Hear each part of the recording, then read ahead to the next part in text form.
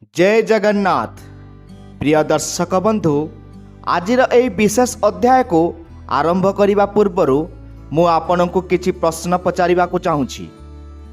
आपण निज मन को पचारंतु कौन आपण को लगुच जे आपण जीवन में सबकि थाई मध्य किछि गोटे अभाव रही। कौन आपण घर चारिकांथ एबे भी गोटे कुनी पिलार हस कांद शुणापी अपेक्षा करिछि। काहीकि डाक्टरी रिपोर्ट सबू ठीक थाई मध्य आपणक कल शून्य रहुछि। काहीकि बारंबार गर्भपात हेउछि किंबा संतान हेबा बाटरे कौनसी ना कौनसी बड़ बाधा छिड़ा हेउछि। कौन आपण जानती जो वंशर प्रदीप जलिबा पई संतान न थाए सेई वंशर पितृपुरुष माने परलोकरे किभली कष्ट पाआंती। कौन आपण अजानतरे एमिति किछि पाप करिसंती कि जहार दंड स्वरूप आपणक वंशलता आगको बढ़ी पारु नाही। आउ सबुठारु गुरुत्वपूर्ण प्रश्न हला कौन आपण जानती एही आसंता पुत्रदा एकादशी आपणक भाग्यरे सेही बंद कवाट को खोलिबा पई एकमात्र चाबिकाठी। दर्शक बंधु आजिर एही भिडियोटी कौनसी साधारण भिडियो नुहे। जदि आपण किंबा आपणक परिचित कई संतान सुख पाई वर्ष वर्ष धरी अपेक्षा करिसंती तेबे एही 10 मिनिट आपणक जीवनर सबुठारु बड़ मोड़ होई पारे। मु आजी आपणको शास्त्र एवं पुराणर सेही भयंकर सत्य विषय कहबी जहा सुनिले आपणक पाद तळु माटी खसी जीव। केउ पाप कारणरू नारीर कोल शून्य रुहे एवं पुत्रदा एकादशी दिन एमिति केउ गोटे भूल अछि जहा कले आपण सारा जीवन पाई संतान सुखरु वंचित होई पारंती। एही समस्त गूढ़ रहस्य उपरु आज परदा उठिबो। भिडियोटी को शेष पर्यंत निश्चय देखंतु कारण शेष रे मु एमिति एक महा उपाय कहबी जहा आपण को डाक्तर देई परिबे नाही केवल भगवान ही देई परिबे। दर्शक बंधु पुराण रे वर्णित अछि जे मनीष पाई एही संसार रे 3टी ऋण थाए देव ऋण ऋषि ऋण पितृऋण। सेति मध्यरु पितृऋणरु मुक्ति पाई संतान प्राप्ति निहाती आवश्यक। किंतु कौन आपण जानती काहीकि एही एकादशी को पुत्रदा एकादशी कहा जाए। एहा पछरे रहिछि जणे महाप्रतापी राजांकर कहानी जहांक पाखरे सबु किछि थाई मध्य से निज जीवन को नर्क समान मणुथिले। पौराणिक कथा अनुसारे भद्रावती पुरीर राजा थिले सुकेतुमान। तांकर समस्त सुख थिला किंतु संतान नथिला। से सर्वदा चिंतित थिले जे तांको मृत्यु परे तांको पिंडदान किए देब। तांकर पितृपुरुष माने मध्य चिंतित थिले जे सुकेतुमानंक परे सेमानंकु जलदान किए करिब। राजा एते मानसिक जंत्रणा रे थिले जे दिने से मरण को सामना करिया पई जंगल को चली गले। सेठारे से देखिले किछि ऋषि मुनि माने गोटे सरोवर कूल रे बसिछंती। राजा सेमानक निजर दुख कहिले। ऋषि माने कहिले हे राजन आज होउछि पौष मासर शुक्ल पक्ष एकादशी जहा को पुत्रदा एकादशी कहा जाए। आजिर दिन रे जे विधि विधानर सह व्रत पालन करे तार वंशलता केबे सुखे नाही। राजा सेही व्रत कले एवं फलस्वरूप तांकु एक सुलक्षण युक्त पुत्र प्राप्त हैला। किंतु दर्शक बंधु ए कथा तो गला पुराणर। वर्तमान प्रश्न हेउछि आपण तो पूजा पाठ करूछंती व्रत मध्य करूछंती किंतु आपणको फल काहेकि मिलु नाही। शास्त्र कहूछि जे एकादशी दिन आमे अजानतरे एमिति किछि भूल करू जहा आमर समस्त पुण्य को जलाई पाउंस करी दिए। विशेष करी पुत्रदा एकादशी दिन अन्न बा भात खाइबा माने निज हाथ निज संतानर भाग्य को नष्ट करिबा।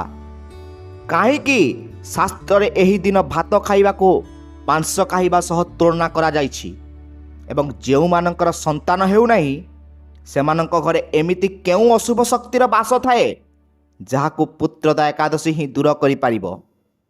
आपण कौन जानती जदि एकादशी दिन आपण कौनसी जीव को कष्ट दियंती କିମ୍ବା କୌଣସି ଗଛରୁ ପତ୍ର ଛିଣ୍ଡାନ୍ତି ତେବେ ଆପଣଙ୍କ ପିତୃପୁରୁଷ ଅଭିଶାପ ଦିଅନ୍ତି।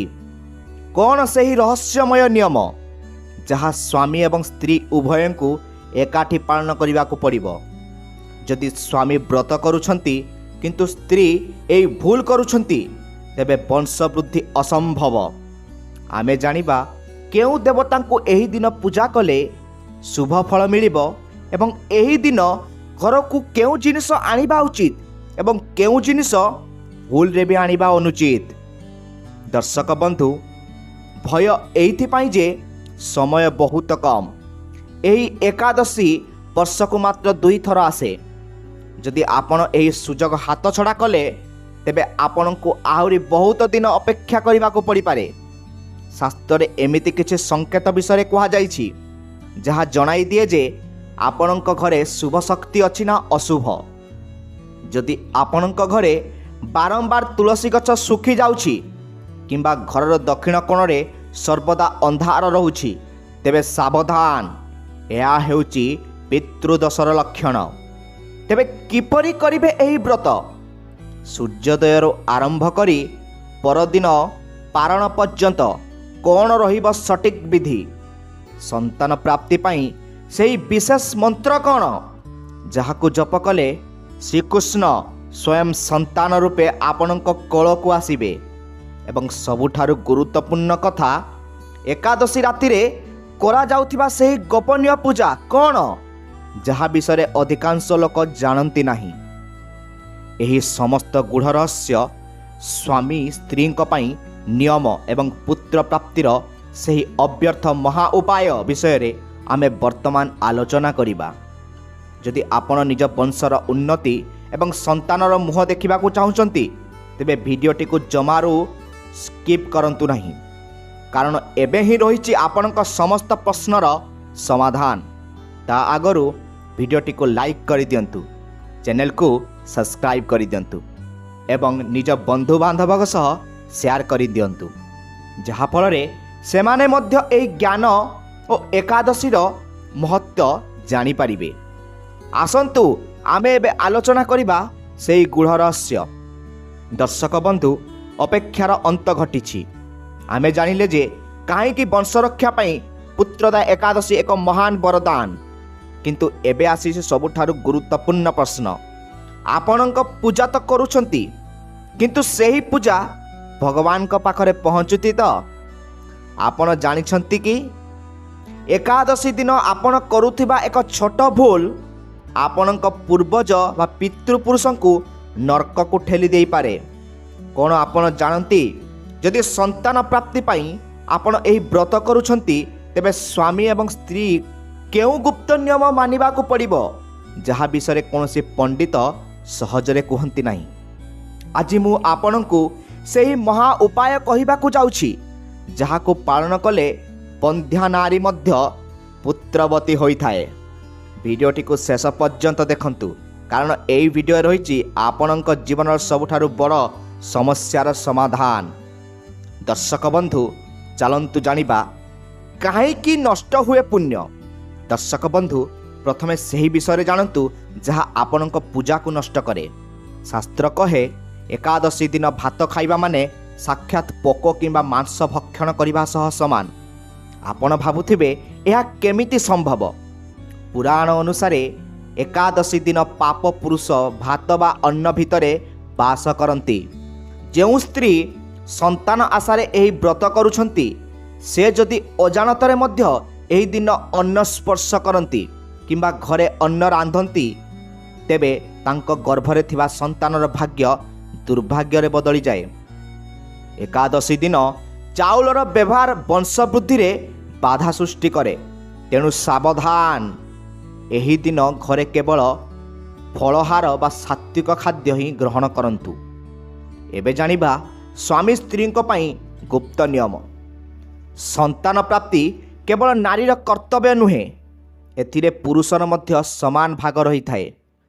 ପୁତ୍ରଦା ଏକାଦଶୀ ଦିନ ଯଦି ସ୍ୱାମୀ ଏବଂ ସ୍ତ୍ରୀ ଉଭୟ ଏକାଠି ବ୍ରତ ପାଳନ କରନ୍ତି ତେବେ ତାର ଫଳ 1000 ଗୁଣ ଅଧିକ ମିଳିଥାଏ। କିନ୍ତୁ ମନେ ରଖନ୍ତୁ, ଏହି ପବିତ୍ର ଦିନରେ ବ୍ରହ୍ମଚର୍ଯ୍ୟ ପାଳନ କରିବା ନିହାତି ଆବଶ୍ୟକ। ଏହି ଦିନ ଶାରୀରିକ ସମ୍ପର୍କ ରଖିବା ମାନେ ନିଜ ସନ୍ତାନର ଭବିଷ୍ୟତକୁ ଅନ୍ଧକାରକୁ ଠେଲିଦେବା। ଏହି ଦିନ ମନରେ କ୍ରୋଧ, ହିଂସା କିମ୍ବା କାହା ପ୍ରତି କଟୁ ଶବ୍ଦ ବ୍ୟବହାର କରନ୍ତୁ ନାହିଁ। ଶାସ୍ତ୍ର କହେ, ଯେଉଁ ନାରୀ ଏକାଦଶୀ ଦିନ କାହା ଉପରେ ରାଗନ୍ତି କିମ୍ବା ଗାଳି ଦିଅନ୍ତି ତାଙ୍କ କୋଳକୁ ଆସୁଥିବା ସନ୍ତାନ ଜିଦଖୋର ଏବଂ ଦୁଷ୍ଟ ହୋଇଥାଏ। ଦର୍ଶକ ବନ୍ଧୁ, ଏବେ ଜାଣିବା ପୁତ୍ର ପ୍ରାପ୍ତିର ସେହି ମହା ଉପାୟ। ଏବେ ଜାଣନ୍ତୁ ସେହି ଚମତ୍କାରୀ ବିଧି ଯାହା ଶାସ୍ତ୍ରରେ ପୁତ୍ର ପ୍ରାପ୍ତି ପାଇଁ ସବୁଠାରୁ ଶ୍ରେଷ୍ଠ ବୋଲି କୁହାଯାଇଛି। ପ୍ରଥମେ ଜାଣିବା ଶ୍ରୀକୃଷ୍ଣଙ୍କ ପୂଜା। ଏହି ଦିନ ସକାଳୁ ସ୍ନାନ କରି ହଳଦିଆ ବସ୍ତ୍ର ଧାରଣ କରନ୍ତୁ। ଭଗବାନ ବିଷ୍ଣୁ କିମ୍ବା ଶ୍ରୀକୃଷ୍ଣଙ୍କର ବାଳଗୋପାଳ ରୂପକୁ ପୂଜା କରନ୍ତୁ। ବାଳଗୋପାଳଙ୍କୁ କଞ୍ଚା କ୍ଷୀର ଏବଂ ଗଙ୍ଗା ଜଳରେ ଅଭିଷେକ କରାନ୍ତୁ। ବାଳକୃଷ୍ଣଙ୍କୁ ମାଖନ ଏବଂ ମିଶ୍ରି ଭୋଗ ଲଗାନ୍ତୁ। କିନ୍ତୁ ମନେ ରଖନ୍ତୁ, ବିନା ତୁଳସୀ ପତ୍ରରେ ଭଗବାନ ଭୋଗ ଗ୍ରହଣ କରନ୍ତି ନାହିଁ। ଏବେ ଜାଣିବା ଗୁପ୍ତଦାନ ବିଷୟରେ।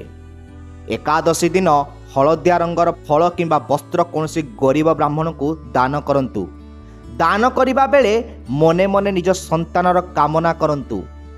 ଏହି ଦିନ ଗୋମାତା ବା ଗାଈକୁ ସେବା କରିବା ଅତ୍ୟନ୍ତ ଶୁଭ। ଗାଈର ପଛପଟେ ଥିବା କୁକୁଦକୁ ସ୍ପର୍ଶ କରି ନିଜର ମନସ୍କାମନା କୁହନ୍ତୁ। ଗାଈକୁ ଗୁଡ଼ ଏବଂ ରୁଟି ଖୁଆନ୍ତୁ। ଦେଖିବେ ଆପଣଙ୍କ ପିତୃପୁରୁଷ ପ୍ରସନ୍ନ ହୋଇ ଆପଣଙ୍କୁ ବଂଶବୃଦ୍ଧିର ଆଶୀର୍ବାଦ ଦେବେ।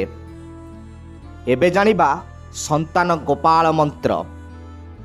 ଦର୍ଶକ ବନ୍ଧୁ, ଶାସ୍ତ୍ରରେ ଏମିତି ଏକ ମନ୍ତ୍ର ଅଛି ଯାହାକୁ ପୁତ୍ରତା ଏକାଦଶୀ ରାତିରେ ଜପ କଲେ ଅସମ୍ଭବ ମଧ୍ୟ ସମ୍ଭବ ହୋଇଥାଏ। ଏହି ମନ୍ତ୍ରର ଶକ୍ତି ଏତେ ଯେ ଏହା ଭାଗ୍ୟରେ ନଥିବା ସନ୍ତାନକୁ ମଧ୍ୟ ଆପଣଙ୍କ କୋଳକୁ ଆଣିପାରେ। ମନ୍ତ୍ରଟି କହୁଛି, ଧ୍ୟାନର ସହିତ ଶୁଣନ୍ତୁ।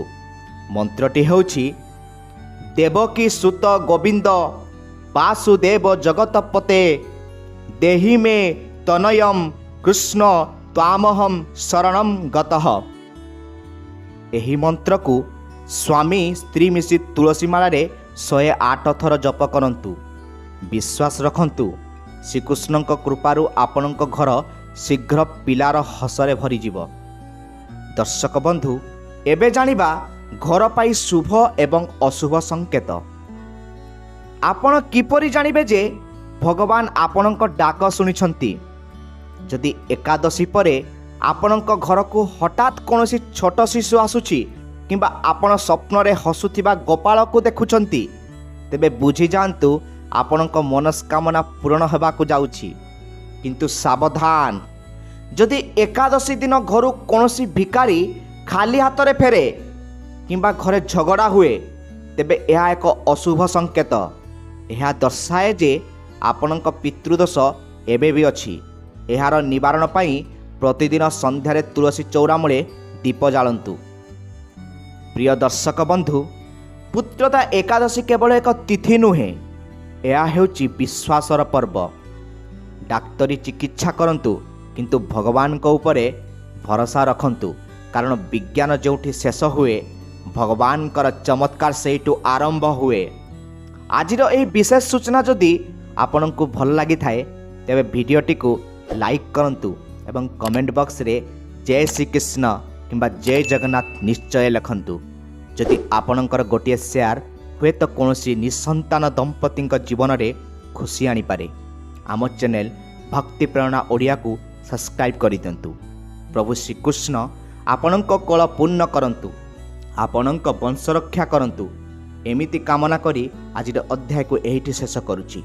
ରହୁଛି। ଜୟ ଜଗନ୍ନାଥ।